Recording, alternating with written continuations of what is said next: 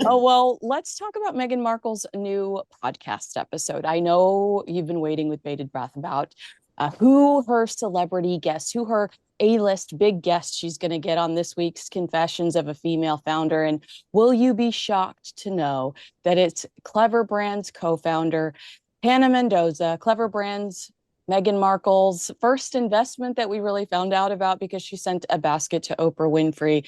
Oprah actually announced it because she's like, look what Meghan sent me. And we realized that Meghan was somehow financially attached. She also was attached to Highbrow Hippie, who was her last guest.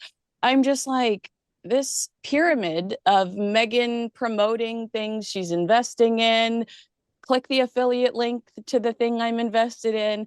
She just is, to me, it's just like a breeding ground for greed.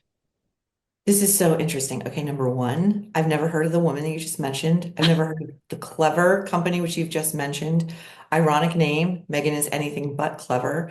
And, to your note about like investing financially in these companies, this is also Megan just buying friends. She's Yeah. just buying friends.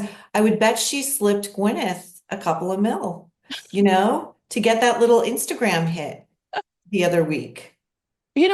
I've actually thought about this. I think that that was a really nice thing of Gwyneth Paltrow to do, who also had just said in, I think, Vanity Fair or one of the big fashion magazines that she had no issue with Meghan Markle. I barely know her. She was like, I don't know her.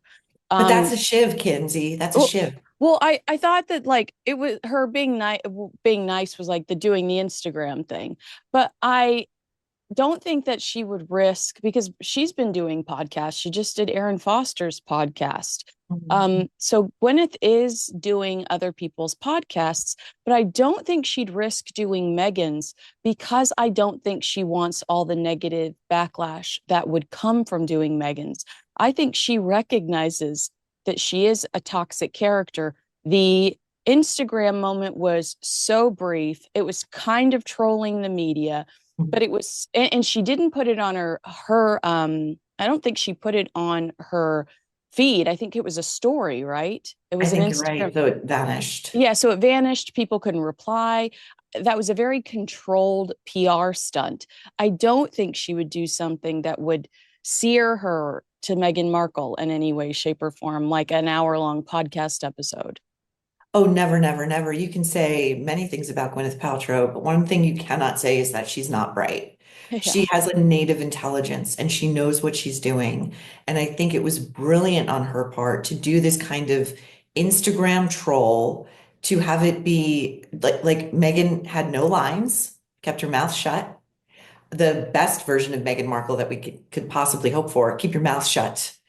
And that was it. And then it vanished. And, Gwyneth, I believe also last summer, there was that big female founders summit in the Mhm. Hamptons. Mhm. And Gwyneth was sure not to take a photo with Meghan, which Meghan was gagging for. Yes. Gagging. Meghan Markle's Confessions of a Female Founder podcast is officially a joke, and even her own guests are calling her out. According to Maureen Callahan, Meghan's latest episode is nothing more than a thinly veiled ad campaign for Clever Brands, a company she's financially invested in. And guess what? Her so-called guest Hannah Mendoza? That's right, another one of Meghan's bought and paid for friends. Maureen doesn't hold back, calling it a pyramid scheme of self-promotion. And she's not wrong. Yeah. As she sat next to Jamie Kern Lima as they plotted their big two for podcasts a year ago. Oh, wow. How Was it exciting. you who told me this, or somebody who said, like, so first of all, Jamie Kern Lima does not have that many subscribers. Oh, I didn't know that. She's got like maybe 66, and she's been pounding this drum with the likes of, her super famous neighbors like Oprah Yeah. and whoever else has done her show, like Hoda, Hoda. people who Yeah. traffic in this garbage, like, oh, we're self-actualizing. And like, I think Hoda's literally like, when I connect with Jamie Lynn, it's like she's helping me enter another realm of the cosmos. Like, take me out back and shoot me. Okay. Just end my agony now. So she's got like 66K subscribers, something like that. But someone told me that in the wake of the Meghan Markle interview, like she's been shedding eyeballs and like people are like unfollowing, they are unsubscribing. And this really, people say like humanity's like, circle. This gives me hope. Yeah, I believe that because I think that I saw a lot of the comments where I'm disappointed in you. It just is totally, it totally contradicts this world that they like with Mel. I've heard you talk about Mel too. Let them. It contradicts their whole vibe. Their whole vibe is, I'm going to get through it. Let's just push through it. And Meghan Markle and Harry's vibe is, I'm going to stew in it. I'm going to do an interview with the BBC and talk about a decision I made in 2020. So it just, to listen to it, it's like Meghan's trying to pretend like she's caught up with all of these vibe chasers. And Harry goes and contradicts it with that interview. But before we move on to Harry, I did grab some quotes. First of all, just to give you an update, because I know it's killing you. We did get some details about Meghan Markle's pregnancy with Archie and Lily, her diet while she was pregnant with them. So I know you're thrilled about that. We can't live without details about Meghan Markle's health and what she did to improve her health while knocked up. But she said to Hannah, some days are going to be harder to show up as your best and shiniest self. To which I would ask you, do you think this is the bully admission? That some days I'm not my shiniest self, some days I'm a jerk. Ooh, I like that theory. I like that You theory. know Oh, that that's not and what she was saying. no, I like that theory. And also layered into that is like, how can you blame a pregnant woman whose hormones are running riot if I lost my temper and I wasn't like my best self? You Well, know, the she's, the pregnancy thing is coming out of the idea that since you have not heard of Clever Brands, and I envy it, it's mushroom based. It's like mushroom coffee. So she's talking about how when she was pregnant, there was a lot of mushroom stuff that went into her diet for her health. I don't know. And she's saying it's not just hippie stuff. And they're trying to justify the existence of this coffee. But she's talking about leadership here. This is unrelated to being knocked up twice. This is about how some you have to show up. Your employees don't deserve that. And the reality is, it's Meghan trying, in classic Meghan form, trying to tear down the bully headlines by going off on this tangent about how even on your worst days you have to show up for your employees. And you and I both know that's Meghan's not promoting women, she's promoting herself. And that's the kicker. Meghan's brand is called Clever Brands, but as Maureen puts it, Meghan is anything but clever. You can smell the desperation coming off this podcast. Is this the best Meghan can do? Pimp out her own investments while pretending to care about female founders? Give me a break. And here's where it gets really juicy. Gwyneth Paltrow, the queen of goop herself, is making it clear that she wants nothing to do with Meghan Markle. Maureen spills the tea, revealing that when Meghan was gagging to get a photo op with Gwyneth at a female founder summit, Gwyneth made sure to avoid being seen with her. And that's not all. Gwyneth recently did a podcast run, but she skipped Meghan's show. Why? Because she knows that Meghan's brand is toxic, and the last thing she wants is to be dragged down with her. well, Kinsey, okay, so if you are running anything, be it a household and by the way, like, who is this podcast really for? How many women out there are like, I'm going to befriend some billionaires, buy my way into their social circles, maybe marry a beta royal, and found my own businesses? Like, I was thinking about this yesterday, like Confessions of a Female Founder. And as she's explaining the premise of the show, I'm like, who gives a flying F? Like, how many people are out there with the resources and the time and everything you need to found a company? Like the amount of things that compete for our limited free time and attention, that is not on my list. yeah. It's not even as a hate listen. And then she to traffic in the most basic bits of factual data that she presents as eureka moments unique to her, right? Megan's IP, her intellectual property. When you're running something, you got to show up for your employees. You don't say. Well, listen to this because this is just annoying to me. From Netflix coming on as her business partner to her first round of products quickly selling out, Markle called these moments proof points. She explained That told me that customers, people believed in me and this vision. That's all you really want as a founder. Please, please react to that. P.S. I meant to look to see if any of her stuff was on eBay. So react to that while I do that Oh, live. okay, great. She'll soon be selling her underwear on Poshmark, I'm sure.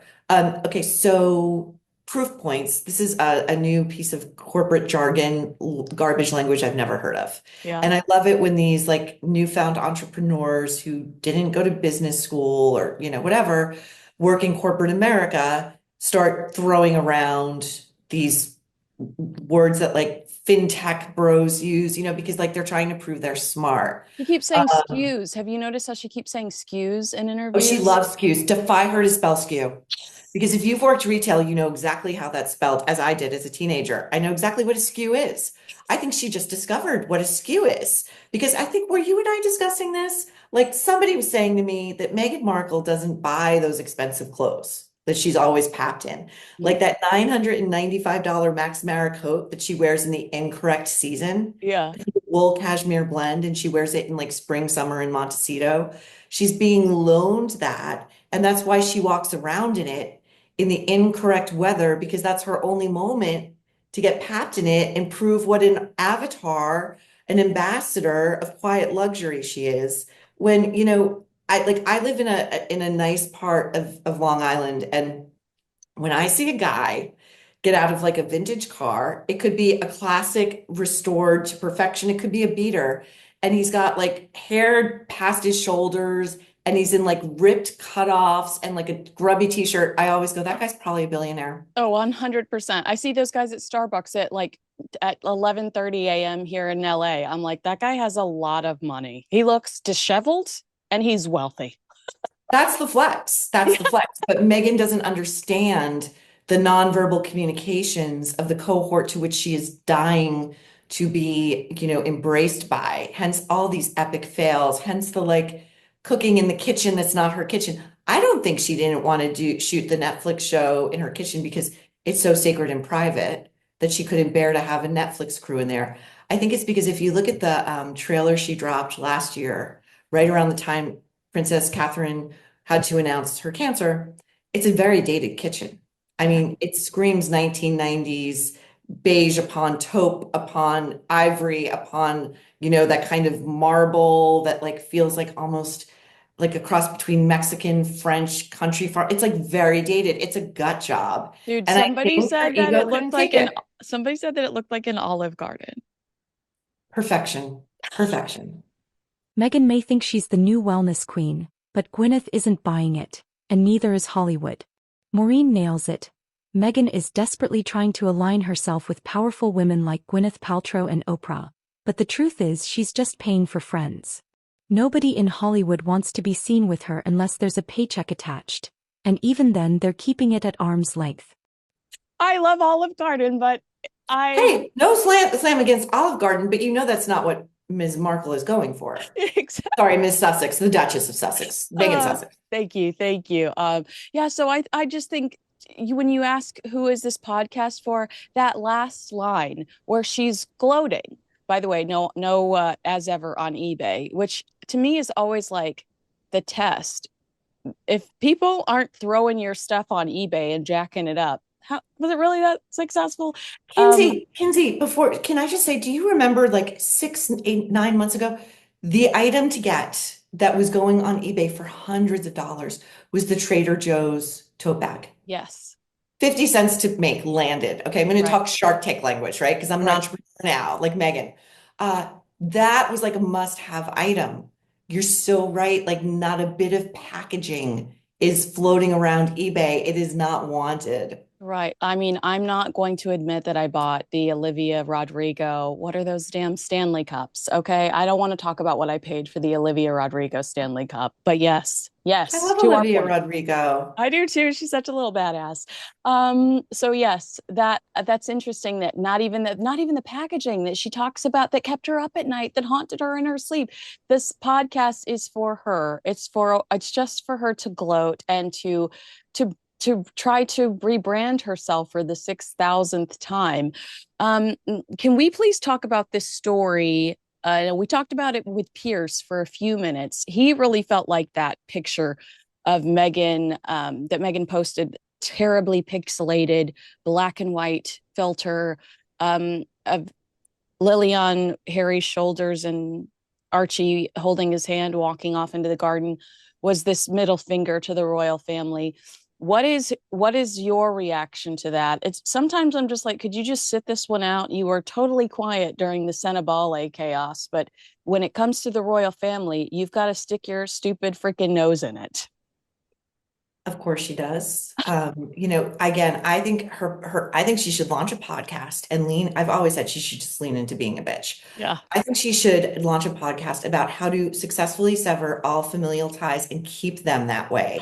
So that even when your husband is longing to, and this BBC interview is like the mind F of all mind Fs, but when your husband is longing to reconcile with his father who has cancer and whose prognosis is, in question, um, be sure to lob a nonverbal message on Instagram by showing your husband walking away back to the camera with these two small children of yours, grandchildren that the king has zero relationship with. He's in the fight of his life. What better time to lob an F you, Yeah. And then she wonders why, like, her ventures fail. Yeah. People don't like you. People are coming to loathe you with great reason. Yeah, it's to me it was so unnecessary because she hasn't stood up for him in some of I'm telling you the Senabali thing was devastating for him because this woman, they couldn't argue it. But Dr. Sophie Shandaka, her resume, her the reputation she has, he just could not dismiss her claims in the way that they have dismissed other people's claims. And I think that that's why that's one of the reasons why they were so quiet.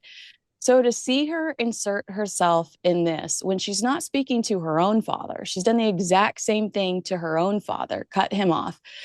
I want to say, Meghan, like this is why they didn't want you by the Queen's bedside when she was passing away. This is why they didn't want you. Here's where the mask really slips. Maureen and Kinsey absolutely roast Meghan for using business jargon like proof points and SKUs, like she's a Silicon Valley tech bro. And let's be real, Meghan wouldn't know a SKU if it hit her in the face. This is what happens when you try to fake being a business mogul without actually doing the work. Maureen even jokes that Meghan would be selling her underwear on Poshmark next. And honestly, at the rate her podcast is flopping, she just might. Maureen doesn't hold back. She calls the podcast a desperate attempt to buy influence and credibility in Hollywood. You insert yourself where you don't belong. And there's this real argument about how Meghan Markle, it's wrong for us to say Meghan Markle doesn't know her place, but she bulldozed her way in there. Catherine dated Prince William on and off for a decade and gently she earned their trust.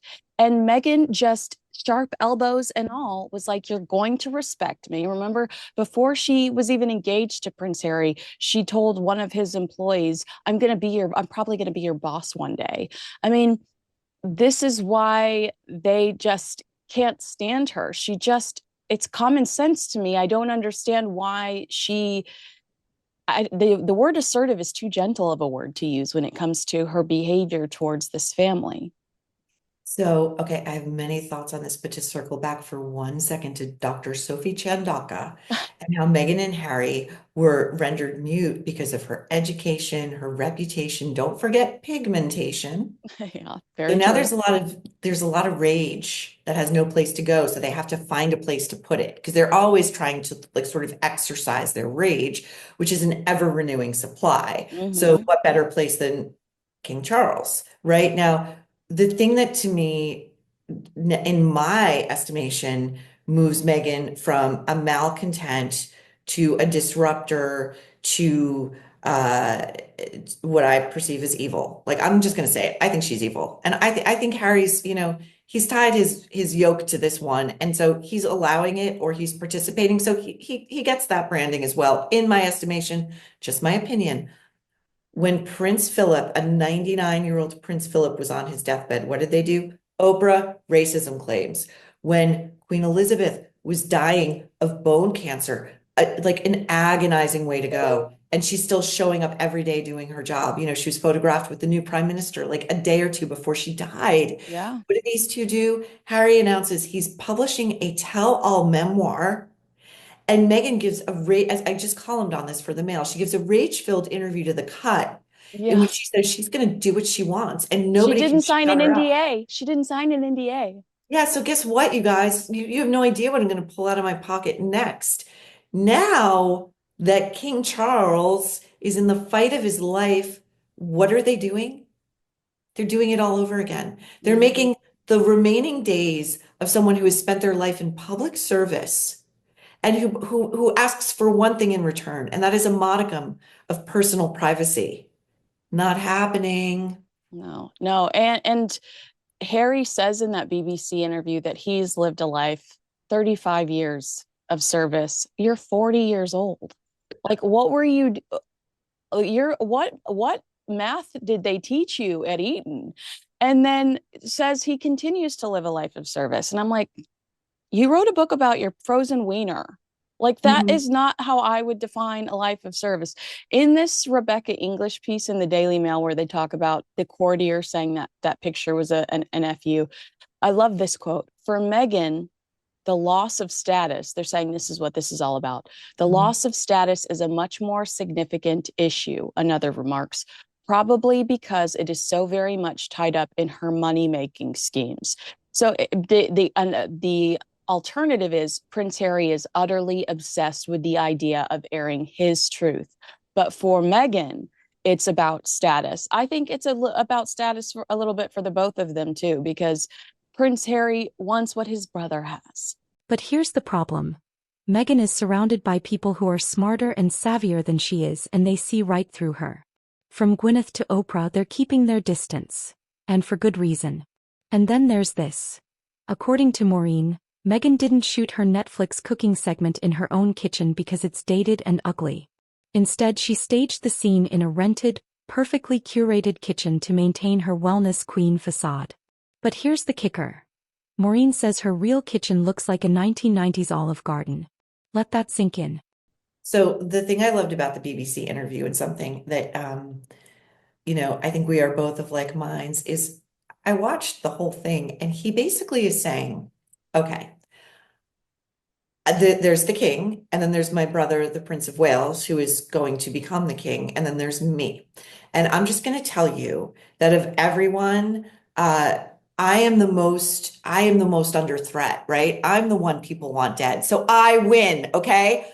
I'm the one people want dead. Think of the way one has to like the perversity of that. Like, hey, everybody, I'm target number one. And then he goes on to say, he walks right up to saying, he doesn't actually say it, but it's very clear what he's implying, that the royal family, just as they did with Diana, wants him dead.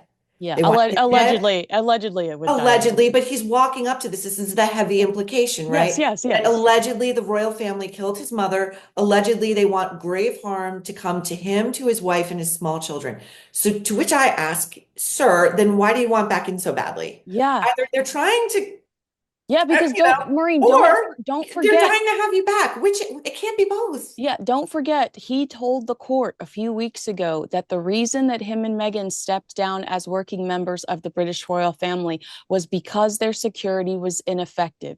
And now you're fighting like hell for the same ineffective security. It doesn't make any sense. Of course, in the BBC interview, he says they were rejected, and his story changes yet again. He says they were rejected by the British royal family, and that they, but he, during the court case, was like, well, actually, we're no longer working members because the security was ineffective. To your point, so this in this Daily Mail article, this is something I hadn't seen before. Of the Sandringham Summit in January 2020, Harry had already privately acknowledged that he would lose his taxpayer-funded Metropolitan Police bodyguards. By that point, he was apparently already negotiating with his family about who would pay for a new team of private, largely ex-Met Police security guards answer Prince Charles for at least a year while his son and daughter-in-law found their feet financially. Harry's never told us that his dad was gracious enough to foot the bill for their security for their first year. He's never said that. Then suddenly he turns and cries wolf with Ravik, says one with knowledge of the proceedings. So I I just think that was very generous of the royal family to say, you've quit your job, but we'll pay for you for a year until you figure out what's going to happen next. Harry has always just made it sound like they abandoned him. And I wonder if he's resentful because the second they did leave, we all go into lockdown and security probably isn't as expensive as it would have been had Meghan been going to Broadway shows with her 4-car motorcades back in 2020. But isn't it amazing to you how he leaves out important details like that? Like my dad paid for my security for the first year while I was trying to figure stuff out. And behind his back, signing Netflix contracts and Penguin Random House contracts where I was going to totally try to destroy his legacy. Great point. Now, to Harry's assertions in this BBC interview, and I believe that Harry is one of those people that can only, like, he's happiest in a place, like his nest is full of grievance Yeah. and victimhood and martyrdom and rage. Like, there are some people who just will never allow themselves to be happy. They don't want it. They don't know how to But be but but happy. how did Meghan help him find that place? Because Maureen, he wasn't that person 10 years ago. He was the guy that he was the crazy. He's in Vegas right now. One of my favorite Harry Vegas stories. He's nude and rude around a pool table. You know what I mean? Like 100. where Meghan helped him get into it's my opinion that Yeah. somehow Meghan has led him to this place. Meghan Markle, who spends millions on couture clothing, is hiding her real life behind a fake Hollywood set. It's all smoke and mirrors, folks, and people are starting to see through it. Maureen and Kinsey are right. Meghan's entire brand is about selling a fantasy, but the reality is she's just as fake and contrived as the Instagram filters she uses. And now, with the podcast flopping and Hollywood insiders distancing themselves, that fantasy is crumbling fast. So what's next for Meghan Markle? According to Maureen, Meghan is running out of options. With Hollywood elite like Gwyneth Paltrow avoiding her and the Confessions of a Female Founder podcast flopping hard, she's running out of ways to stay relevant. But will she finally drop the facade and admit that she's not the business mogul she pretends to be? Or will she double down on the fake it till you make it act? Oh, no question. Okay, so just to go back to the security thing, like here's the real truth of it is Harry, Meghan, their family, they can have taxpayer funded security when they go to the UK. They just have to give enough notice, which apparently is too much of a heavy lift. But this one, by which I mean Meghan, wants us to believe she can found multiple companies pretty much on her own, but they cannot shoot a text or pick up the phone or send an email saying, on date certain we are coming, may we please have.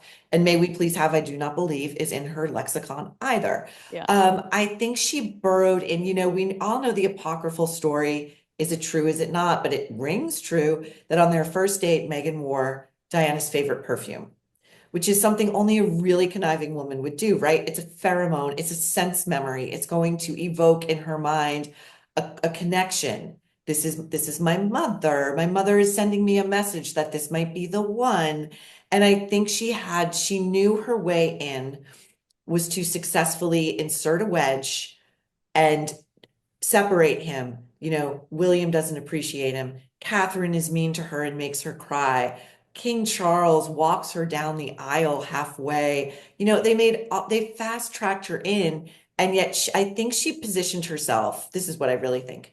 Damsel in distress, Diana 2.0. Harry, you are the only one who can rescue me. You're the only one who can save me. From what dangers lurk? Oh, it's your own family. So this ignites in him the complex he had, the Electra complex he has with his mother, right? Like, I couldn't save Mummy, but I can save Meghan. That makes me want to puke in my mouth. I know. Maybe she wore Elizabeth Arden cream. Maybe that's what she was wearing at On her Soho nether last night. regions Yeah. where it counts, right? Well, before I let you go, do you have any more reaction to the BBC interview? I think I would say to you, my biggest reaction was it was such it contradicts everything Meghan has worked so hard to convince us of over the last few months. She just told Jamie Kern-Lima that they're in their honeymoon period. That man looked miserable. She said that she's the happiest she's ever been. He's not. I just feel like she must be so pissed sometimes because she's doing all the heavy lifting and trying to change public perception. She's chasing joy. Don't forget. Oh my gosh. Oh Don't. my gosh, Kinsey, let me remove my glasses and do the patented Meghan Markle. Weeping with joy. I'm so glad you said it. But And then I'm gonna just flutter my fingers like this. I'm just such a dainty little flower. exactly. So Here's she's what these two better live it up now, because that BBC interview that Harry just did, in which he implied all manner of vile things that the royal family is up to as King Charles battles cancer, as Catherine is in remission. The minute William is coronated, those titles, bye-bye. They are yeah. going to be stripped naked in the public square. That's it. He just sealed his fate. Either way, the clock is ticking, and Meghan's time in the spotlight is running out fast. All right, that's the breakdown of Meghan Markle's fake female founder act and the backlash from Hollywood insiders. If you think Meghan's business empire is crumbling, hit that like button, subscribe for more raw, unfiltered royal drama, and drop a comment below. Is Meghan's wellness queen facade finally falling apart? Or will she double down on the delusion? Let me know what you think.